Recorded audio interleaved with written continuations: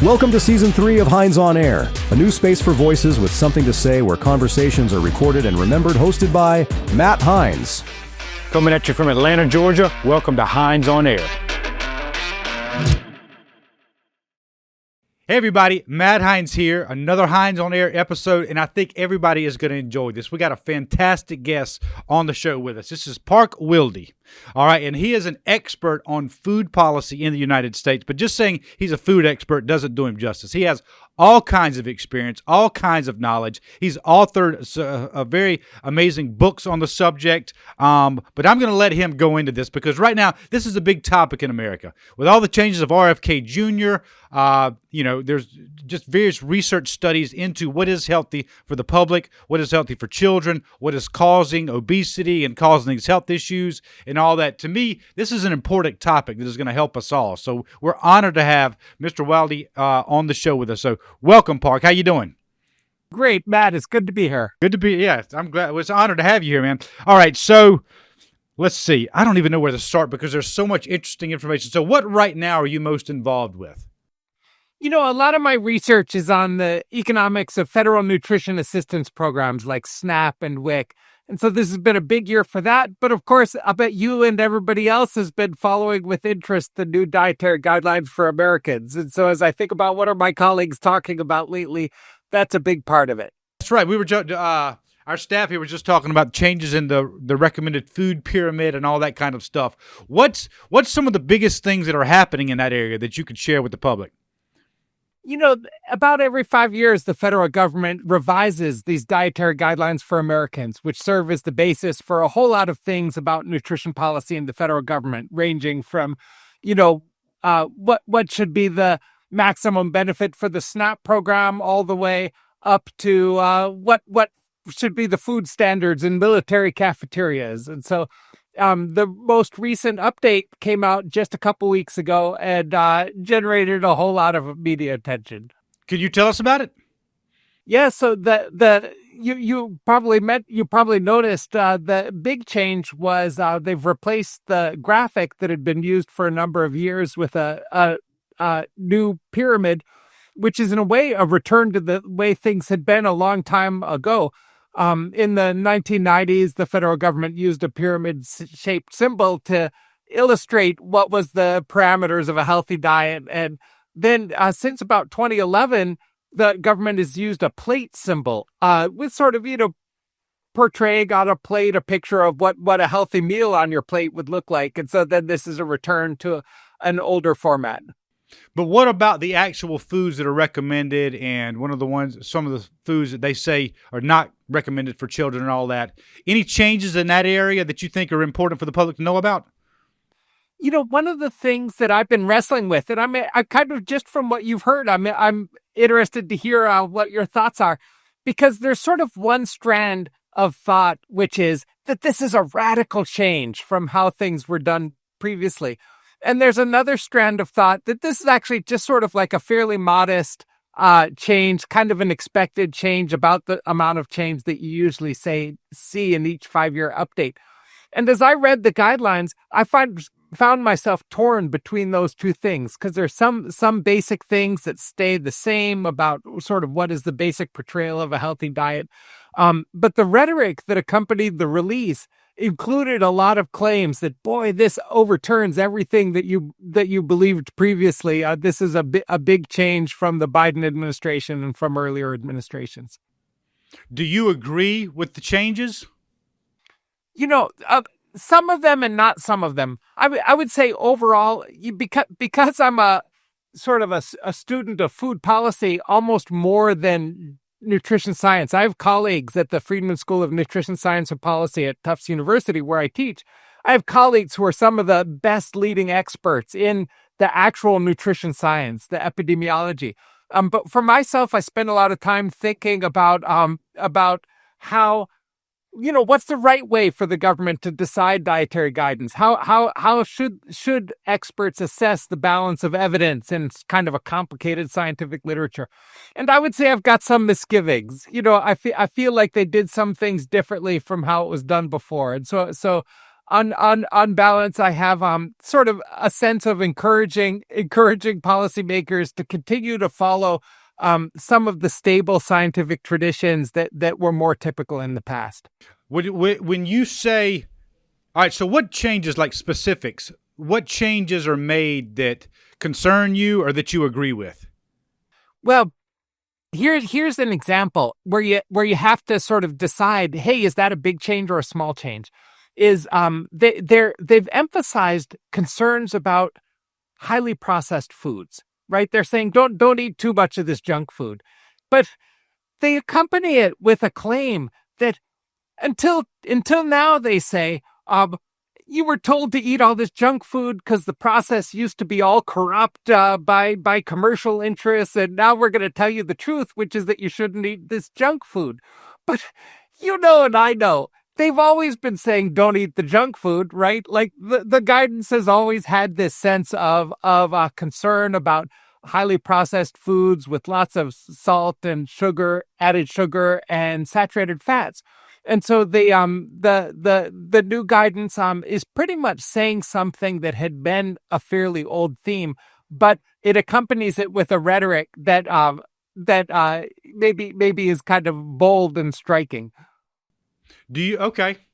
Because I don't know that I agree that they've... So you think they've warned us as much in the past about processed foods as they are now? Or... One of the things that's most different is almost the reason for the critique of processed foods. So in the past, the government said it's best not to have too much salt or sodium, the component of salt that raises your blood pressure. And it's best not to have too much added sugars, for example. And processed foods are high in these things. I would say that the Kennedy administration, the Robert Kennedy Jr. administration and health and in the Department of Health and Human Services, that they are more concerned with the chemicals and so forth in the processed foods. That's something that's new. So that amount of emphasis on artificial additives and artificial colorings, that's distinctive in the current dietary guidelines. But the broad thrust of the recommendation has been around for a while. And one of the things I reflect on is how good is the evidence for different things that they say in a document like the dietary guidelines, and the amount of research on sodium and added sugars and so forth. That's decades of research. But on some of these artificial colorings and artificial flavorings, that research is kind of a little more tentative. Like some of them probably could use a little more safety testing, but from one claim to the next, it's not clear what's the basis.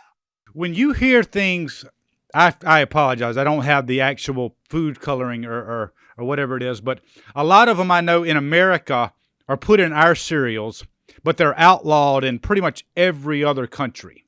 Like the other countries would not include that ingredient. And they even advertise that red dye, whatever, I forgot the names right now, but they they use it in their advertising. Like, we don't include this in our food. Yet here in America, it's part of our diet. Do you agree that stuff is dangerous and should be removed from our food? Or do you think it's kind of, I don't know, exaggerated claims? Matt, you could mark me down somewhere in between. Yeah. For some of these, the safety is unproven. And one of the things I think about as a policy person is how strict should be the safety testing. Currently, if you put in a new food additive, you have to prove safety. You have to prove safety to the FDA. But there's a whole lot of things in our food that don't technically meet the standard for what counts as a new additive. So they fall under a loophole called generally recognized as safe.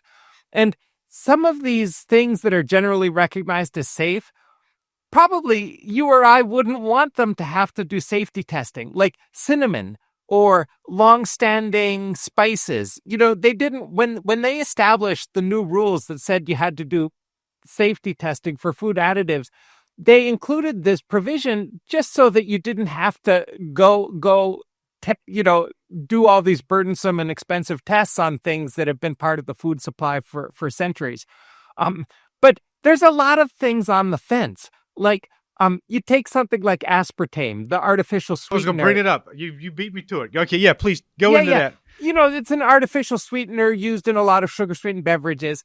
And it qualified for years as generally recognized as safe because it's made of 2 amino acids that already were long-standing part of our food system. That amino acids are the things that make up proteins. And so we've always had these amino acids in our food.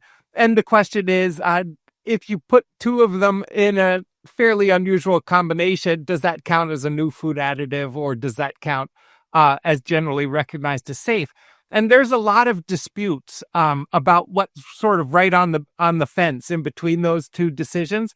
And I think the Kennedy administration is leaning towards requiring substantially more testing.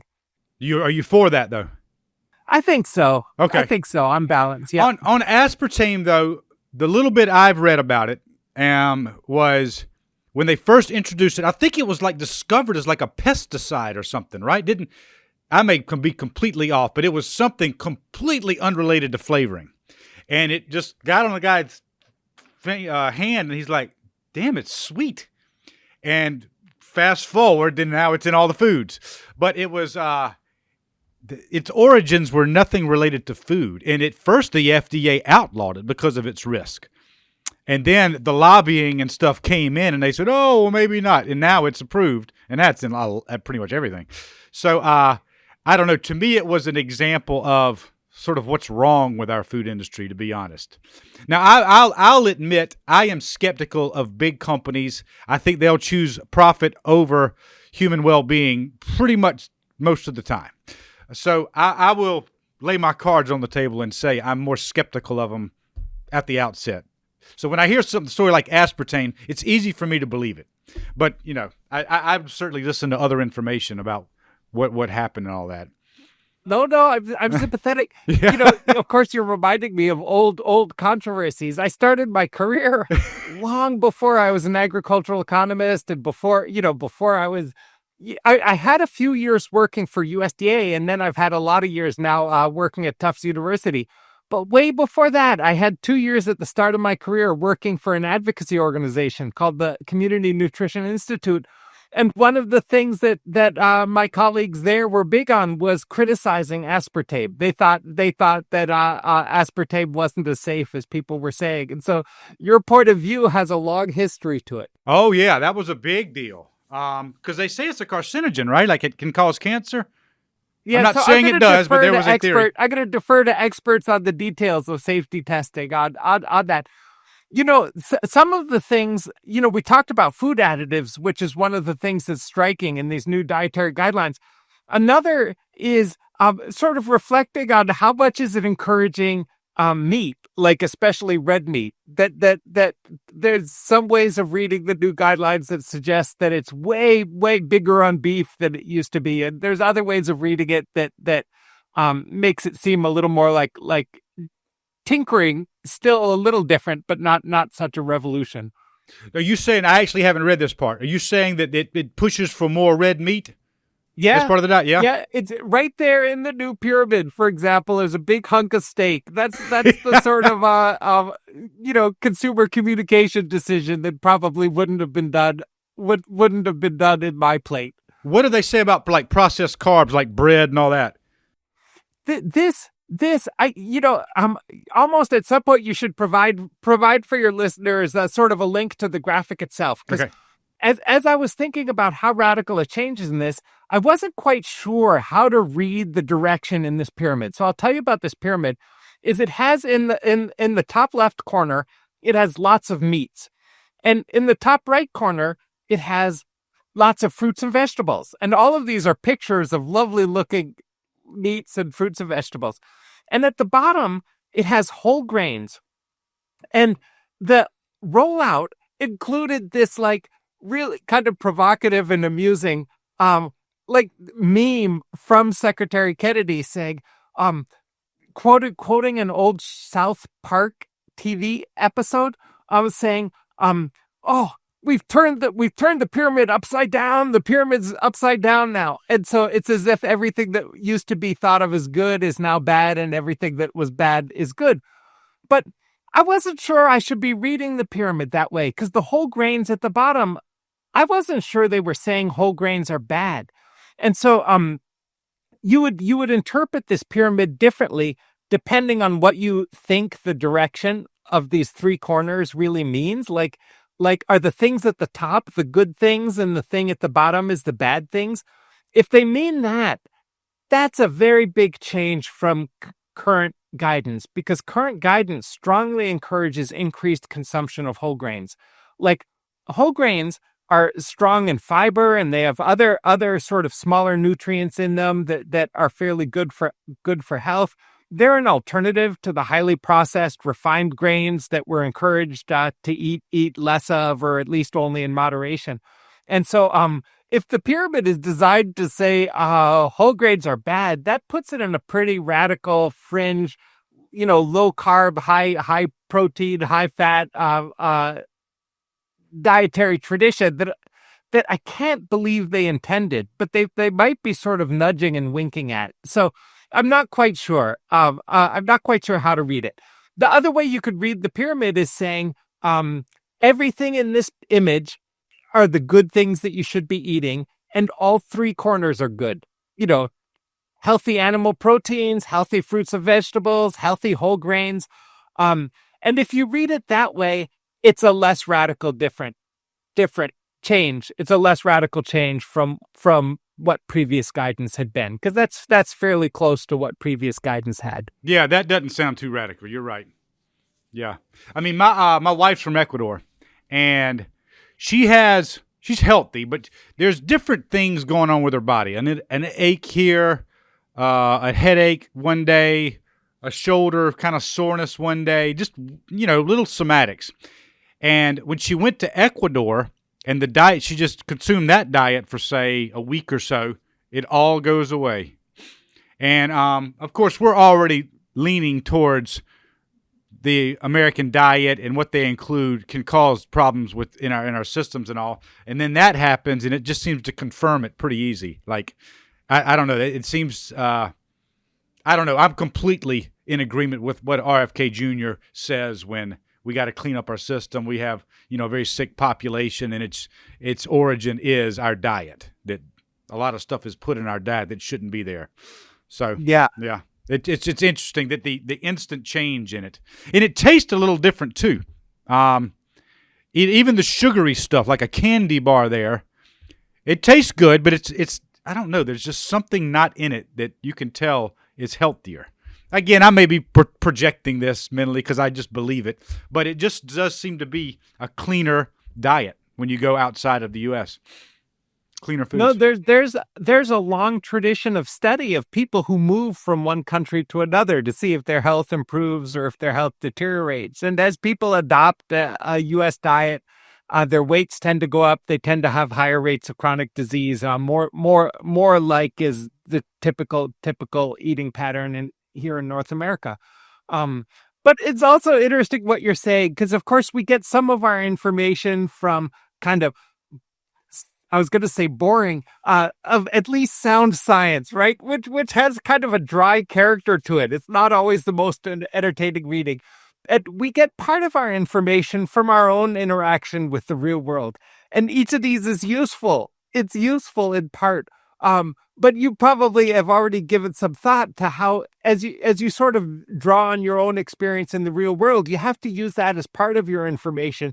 But I would say only part, right? Because you're sort of aware how random chance could affect what made you feel good on a particular day, and it's kind of useful to know what the scientists are saying also. That's right. Earlier, you made a comment. You were saying I am more about food policy and less on nutritional something. I forgot exactly what you said. Nutritional epidemiology, for example. Yeah. Okay. Can you unpack that for us? Like, what food policy is you're recommending to governmental bodies what should be done or what they should fund in schools, or what is food policy? You mentioned that I've got a book, right? I have a book called Food Policy in the United States. Yeah. It's kind of a textbook. It might be, I hope it's a little more entertaining than a textbook, but it's designed, agricultural economists always had books about policy, right? Like what's the effect of different types of farm subsidy programs and so forth. And it had all of the information that you need in order to figure out what makes economic conditions good for farmers. That was the main goal, and it's an important goal, right? Like that's a goal that we can all relate to.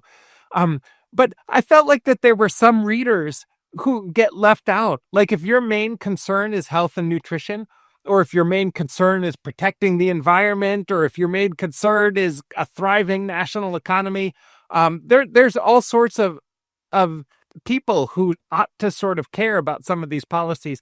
And my aspiration with the book was to kind of explain different parts of food policy for them in a way that met more goals than just farmers' goals. And so it's some part of it is about what are farm subsidy programs doing, and then you work your way down the food marketing chain, and you get like food manufacturers. Are they too much concentration and market power and monopoly power in food manufacturing? And then food safety, dietary guidance, like we've been just talking about, that's part of it. And then federal nutrition assistance programs, like the Supplemental Nutrition Assistance Program that helps make sure people don't go hungry. Wow, that is a lot to explore in all you just said. Have you found anything in all those programs that you were like concerned with, or that, I don't know, that's worth sort of explaining to the public? Yeah, what's current news is that there's changes that have been essentially cutting parts of these nutrition assistance programs. And I'm going to sort of explain this in a way that's, not political, because I caught on. I listened to a couple of your episodes, and I sort of caught on to your sort of in engaging presentation of things in a way that might be of interest to listeners with a variety of different political perspectives. And so regardless of what you think of the politics of the matter, it's just interesting to know what's going on. Sure. What's going on recently in this area of programs. And so there's this one big, beautiful bill act in late summer, and it had substantial cuts to the Supplemental Nutrition Assistance Program. And at the same time, we had the government shutdown. And so the government shutdown meant that some people didn't get their benefits in November and so forth. So it's been a fairly rough year for Americans who are on this Supplemental Nutrition Assistance Program.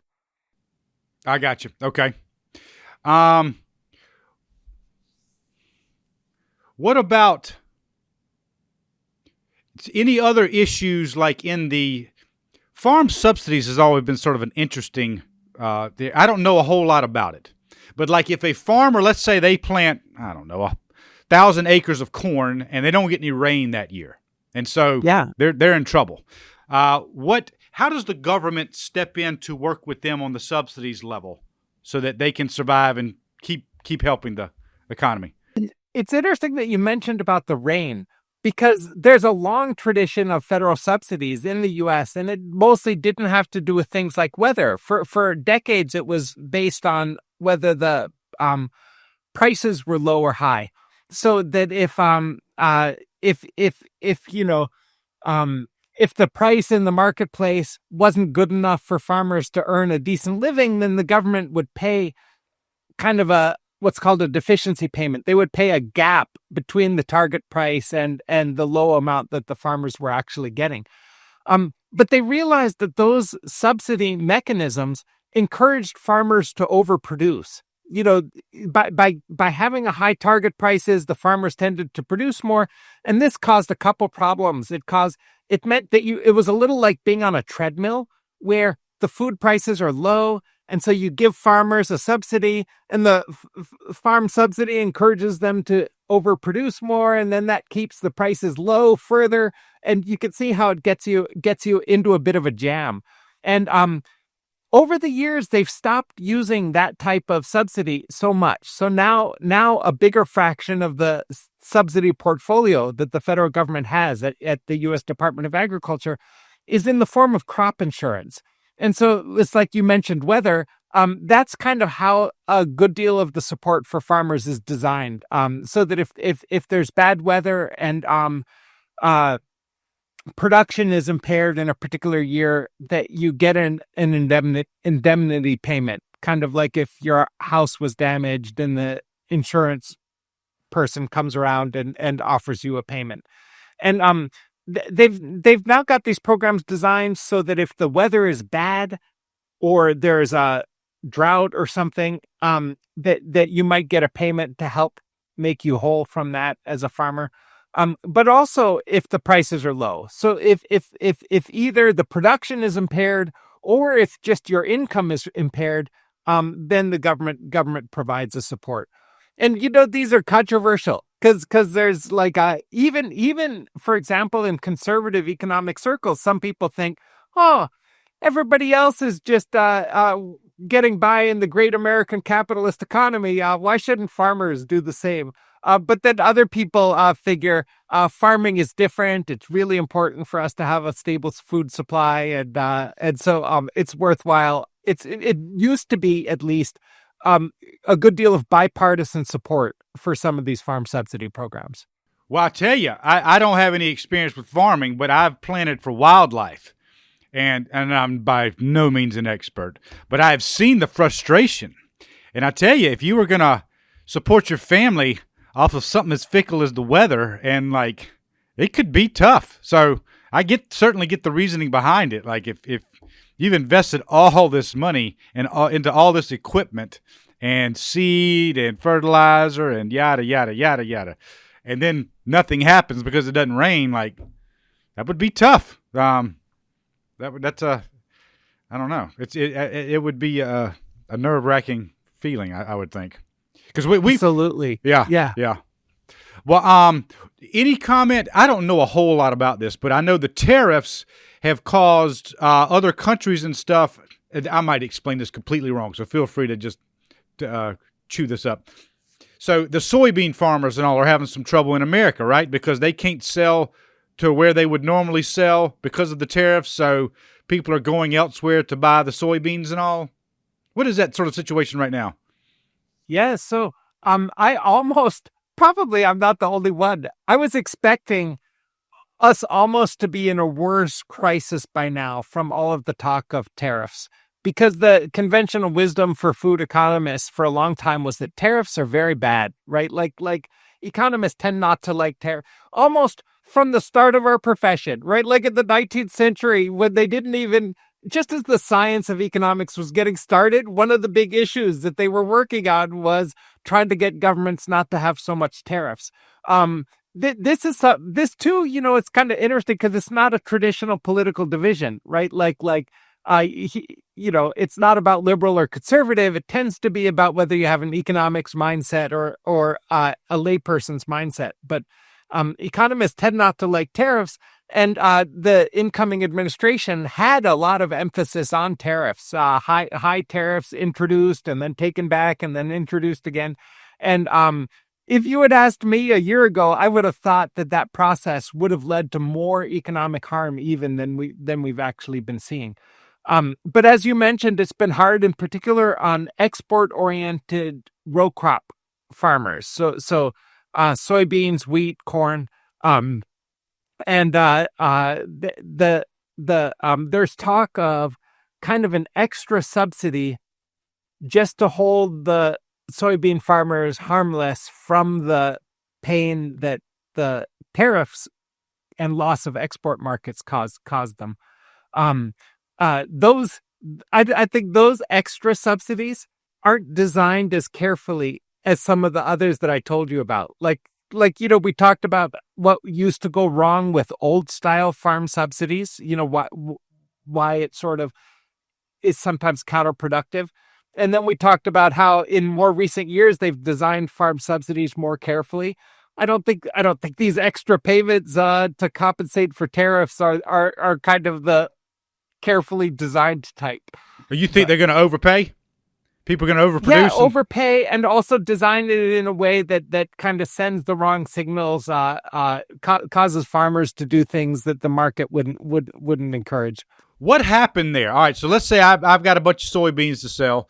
Did the tariffs that America imposed, that wouldn't affect our farmers, would it? You're totally right. I sort of didn't explain the intervening step, which is that when we put on tariffs, that's to protect our producers from low priced imports. No, the reason is because you can anticipate, as sure as day follows night, that our trading partners are going to impose countervailing tariffs, and it's those countervailing tariffs that really hurt an exporter like the soybean industry. Gotcha. And I didn't know about the subsidies. So the federal government right now, they're talking about it, or they're going to subsidize those soybean farmers and all. Oh, I feel bad, like there's a shortcoming in my prep for this podcast that I don't quite have the latest news. The last I heard, they were talking about it, and I think it was a pass, but I'm forgetting a detail. Oh, that's all right. These podcasts just kind of go where they go, and maybe maybe we know the stuff, maybe not know. Okay, well, that's interesting. I kind of like that, though. I felt bad for that. The tariffs, ironically, are one of the few areas I actually was behind Trump on, because when you got such a trade deficit and tariffs imposed by all these, I don't know. I understood what Trump was wanting to do there. Shit, this is not fair. You can't just tax us like this, and we're just going to suck it up. So I did feel I was behind him, and it did feel like we were going to get hit for a while before it sort of calmed down and all. So I understood him on the tariffs more than I do on some of these other policies. But you're right; it hadn't seemed to hit us as much as people were screaming at first. Yeah, because of course tariffs. The goal of tariffs is to help your own producers at the expense of producers overseas, and if it all stopped there would be a lot of people for it.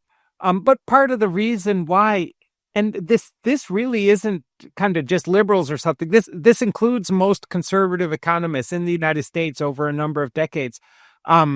Figured that it's better to have a world system with low trade barriers, just because it lets us export what we produce best. It lets other people export what they produce best, and it probably has kind of a sense of mutual gain.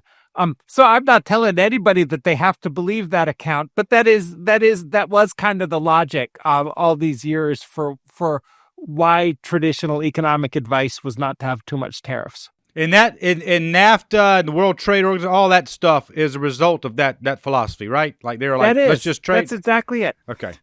Sometimes people think, we can't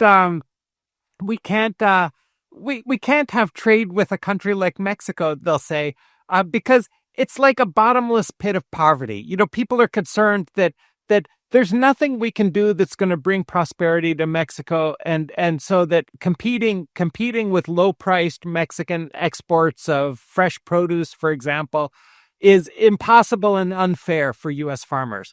But really, over the years, as trade increased between the United States and Mexico, farm wages increased in Mexico, and having farm wages go up in Mexico reduces pressure on immigration, which is another controversy, right?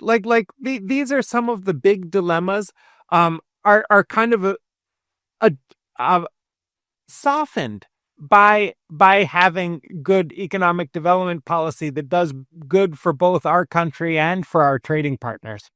That's a good point. That's something that's not mentioned enough on the immigration issue, is helping that country so that the people don't want to leave. I don't think it's ever. I've never heard it much. But if we went in and made Venezuela, well, I'm not going to mention Venezuela. That's right. Too much with that right now. But any other country, Guatemala or somewhere, and we just help that country become more able and create a happier population, then we don't have a problem with immigration because they're happy there. They want to stay. Right. And you ask yourself, in what ways can we help? Because, if you do help the wrong way, it's just kind of like paternalism. It's just like telling people, it's like poking your nose in other people's business, right? And but so when you think about how really can one country kind of do well by another country, One option is international aid.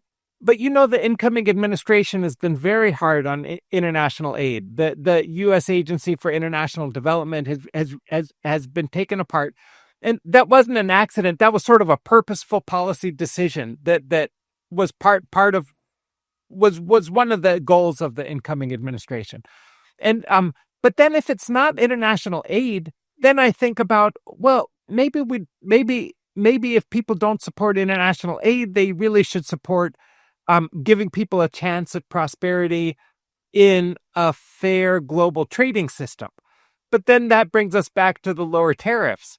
And so if you're taking apart the international aid and you've got the high tariffs, then it starts to feel kind of harsh, But Yeah. No, it's interesting. I mean, I get what he's saying. If somebody's going to charge us 15% and we're not charging them anything, it's like, well, all right, I'm going to charge you 15%. I don't, it's like, anyway, we'll see. We'll see how it goes. Well, listen, my friend, it has been a pleasure talking to you. I've got to wrap it up, but this is an exciting topic. I think it's so important. So important that people understand it and that they also utilize the new information coming out so they can feel better. I just see so many families, and I'll see this. They're sitting in a doctor's office or some other area, and their child's crying, and so they're handing their child these sweets, and I'm like, no. And it does stop the child crying for, 5 minutes or so, but it's not helping that child.